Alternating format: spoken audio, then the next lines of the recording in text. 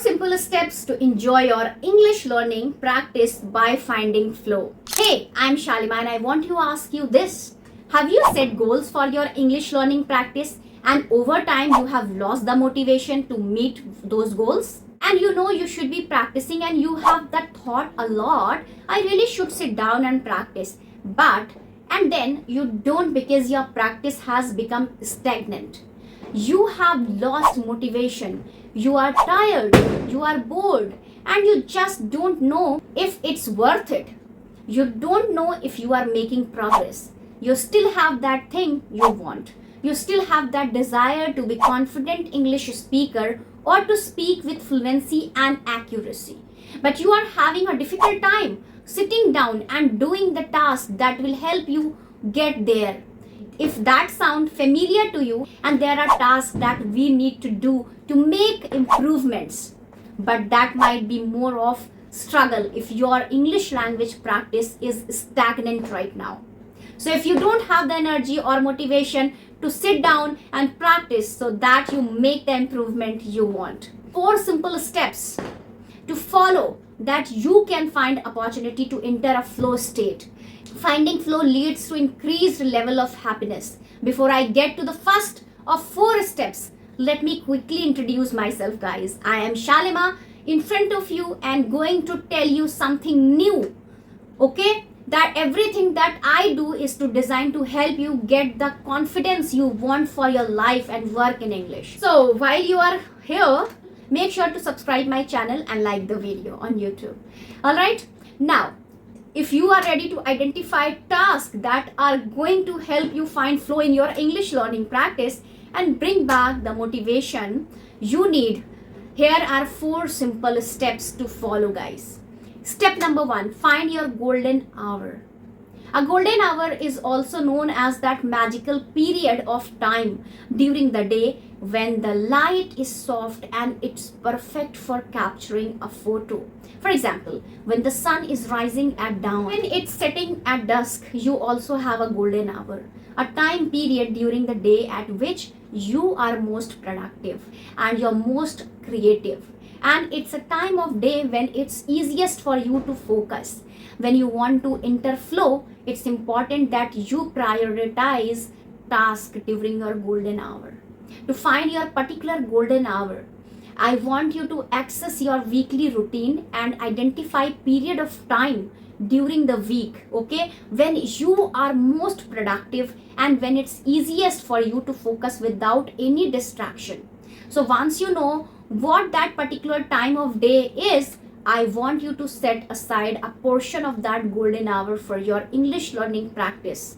A few days, a week, for example.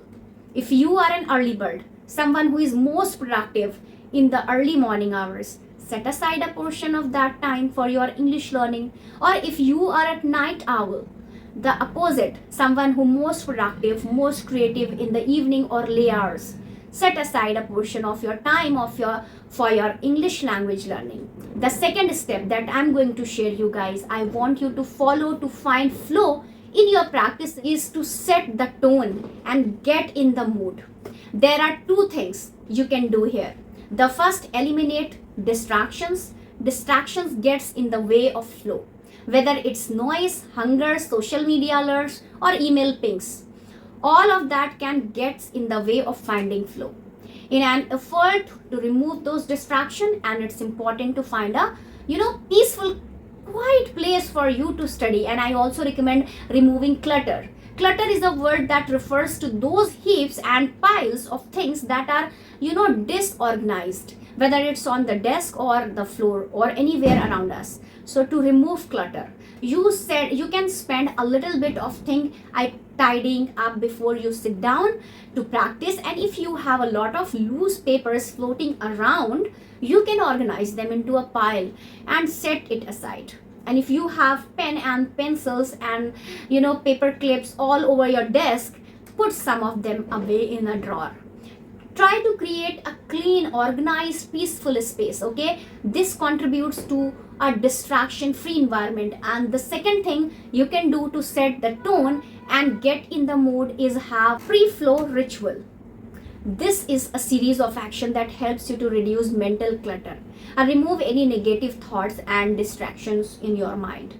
And it can help get your brain ready to focus. So in addition to taking a little bit of time to tidy up your desk or your study area, you can add a few more activities that become a ritual. Something that you can consistently do that tells your brain, I'm preparing to enter a flow state and practicing my English skills. For example, maybe you brew a cup of tea or a cup of coffee. Open the window to let it in fresh air and natural light, or spend a few minutes meditation to quiet your mind, and perhaps journaling. Okay, journaling is a fantastic way to not only quiet your mind but get rid of any frustrations or negative thoughts before you begin your practice. So other pre-ritual ideas includes eating something so that you are not hungry, telling others that you will be unavailable for a period of time, and turning on that do not disturb setting for your smartphone or your computer, closing or minimizing internet tab windows or that you don't really need for your English learning practice, and reducing any unnecessary noises. So following these different steps helps you to get into the flow mindset. Now I mentioned reducing any unnecessary noise, and if you are a kind of person who doesn't really like complete silence, I totally get it. I am the same way, guys. When I am creating, writing or problem solving, I like to have a little bit of background music sometime, but not every time. But when you choose some music to listen to while you are in your flow state, it's important that the music contributes to your flow. It states that it's not distracting. So instrumental or ambient music is a perfect choice for helping you focus. Now guys, let's talk about the third step. Third step is finding flow for your practice is to focus on one specific task that is challenging but not too challenging. Flow happens when we focused on one task. A task not in multiple tasks. Multitasking is an obstacle to flow. This means you need to have a clear plan, a goal of what you want to improve, and the specific task or activities that will help you make that improvement. Then when you sit down to practice, you need to choose one of those specific tasks for your practice time. And you want to make sure that task is appropriately challenging. And if it doesn't challenge you, you are going to get bored and you will stop doing it. So you will lose motivation if it's too challenging. You will get frustrated and give up. So it's important to find that balance. Okay, find that balance. And let me give you an example here. Let's say that part of your practice is to improve your listening and your speaking skills. Okay, so you listen to a podcast and then you practice summarizing it with a speaking journal practice. If you have been listening to the same BBC podcast for years, and every time you listen to it, it's super easy, everything is familiar, then it's probably time for an increased challenge. It's time for a new podcast. You won't have a podcast that challenges you, that forces you to listen carefully and be fully focused on that podcast. So you should not be able to listen to the podcast and do your emails at the same time while you are listening. Okay, so that's your one task. Then when it's time to practice summarizing and work on your speaking, you might start by doing a quick mind map, or writing down some of the keywords from the podcast, and then focus on your speaking portion. So focus on doing the speaking task with no other distractions. If doing a speaking journal is something that you are quite comfortable with, something that you have been doing for a while, then it's important to add some new level of challenge, whether it's speaking for a longer period of time or trying to speak spontaneously without any preparation in advance. So if you are thinking all this sounds amazing, but I really wish someone would just give me the right material and help me identify the tasks that help me to improve my skills, and I don't know where to start. Now guys, I'm going to talk about the fourth and the final step to enter a flow state in your English learning practice is to do what you enjoy and don't force it.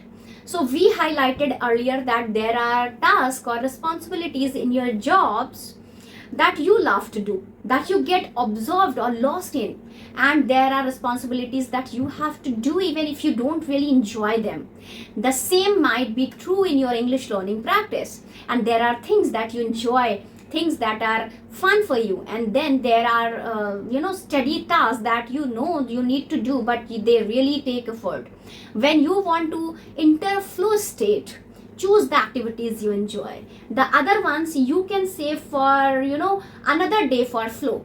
It's important to choose tasks or activities that you feel good doing, okay? And of course, everyone will find flow in different way. The task that you enjoy might be completely different from what someone else enjoys when they are working on their English language skills. So now I mentioned in this fourth step, it's important that you do what you enjoy and don't force it, okay? So if you follow all these, 4 steps, number 1, you have identified your golden hours and you have set aside time. You have sat down, you have organized everything, removed clutter, and you have identified one specific task that you enjoy. But you find that you are not just able to enter a flow state, you are distracted or frustrated. Other things are on your mind, it's okay.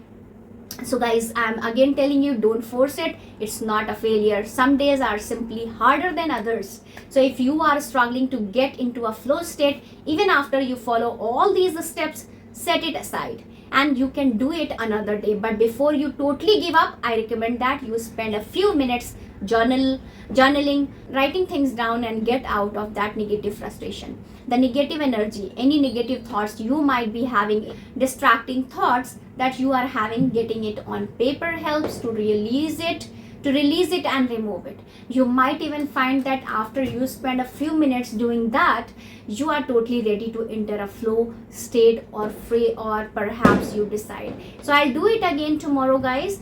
Now you can say like this, and now if you find that this consistently difficult for you to enter a flow state, you are following all these steps, you are doing everything right, but you just can't get there, one thing I recommend is to setting an intention and making sure you have your intention in front of you to remind you of why you are doing this. An intention is a plan or determination to positively act in a certain way. So you can also think of it as a purpose of doing what you are doing to help you identify your intentions. So I have a few questions you can answer. Number 1, why do I want to improve, and then name the specific skill.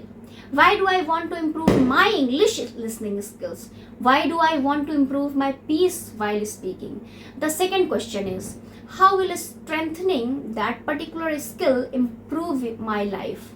And how was strengthening your listening skills improve your life, or how will it be benefit you? And how will you strengthening your speaking skills improve your life? How will it benefit you? The third question, why is that important? Why is that particular benefit important to you? Okay? So whatever the task, whatever the steps I have shared you, please enjoy, okay, and follow it. And one more thing I would like to tell you, spending few minutes to giving those questions answers in the comments, so they don't have to be lengthy responses. Perhaps you just write down a few keywords to each questions. Once you have done that, I want you to take the highlight and put them on post-it notes somewhere where you can easily see that on my post, on my YouTube post, okay?